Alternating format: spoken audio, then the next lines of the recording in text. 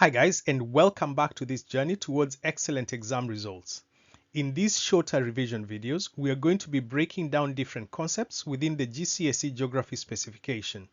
The aim of this is to help us understand the concepts better and to give us the information and confidence we need to answer examination questions. In today's video, we are going to be talking about the demographic transition model. This is a model that the examiners like asking students to describe in the exam. This model is relevant for all GCSE geography specifications. Okay, let's get started. This next slide here is also on population, and it shows us the demographic transition model. Now, this model here helps us explain how a country's population changes as it develops. Now, it has four stages in a country's, well, it shows four stages in a country's development. The first stage, obviously here, being the high stationary stage. Then you have the early expanding and then late expanding. And finally, you have the low stationary. Now, the theory suggests that each country will go through each of these stages here as it develops. So in stage one, which is the high stationary, you can see here that the birth rates are fairly high. The birth rate obviously being shown by this line here. So the birth rates are high and the death rates are high as well.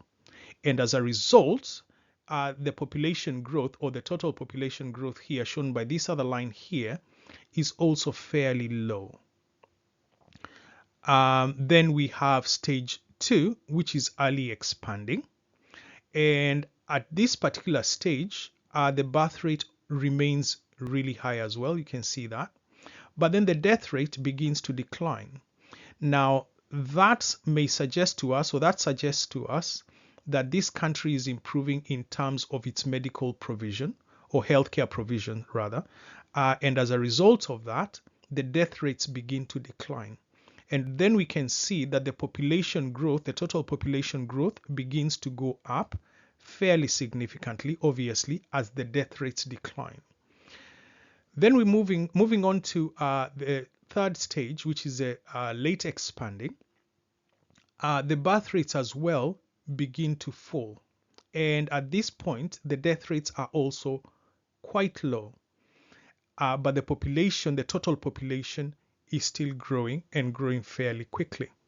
Now, the suggestion here is that obviously now the country has got very good healthcare provision, and as a result of that, the death rates are low.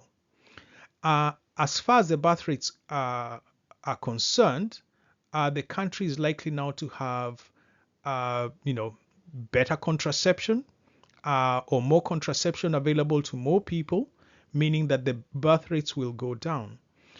It can also be explained by the fact that this country is developed to the extent where a majority of the people in the country, are employed, and as a result of that, they are focusing a little more on their careers, meaning that they're going to have either later marriages or they're likely to have children a lot later, and that then is explaining why the birth rates are on the decline as well.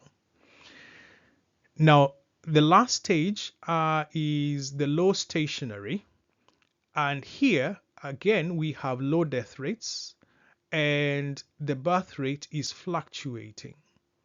But the population growth as well has become quite stable. So it's either growing or not growing, declining.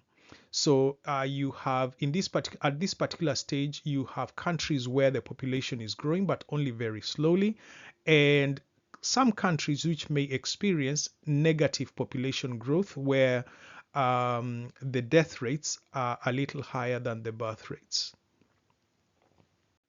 That brings us to the end of this video on development indicators. I hope that you have found the information useful. I have also done videos on other development theories. They will be linked in the description below and will also pop up as suggested videos at the end of this one. Thanks once again for joining in this journey towards excellent exam results. All the best and see you again soon. Bye-bye.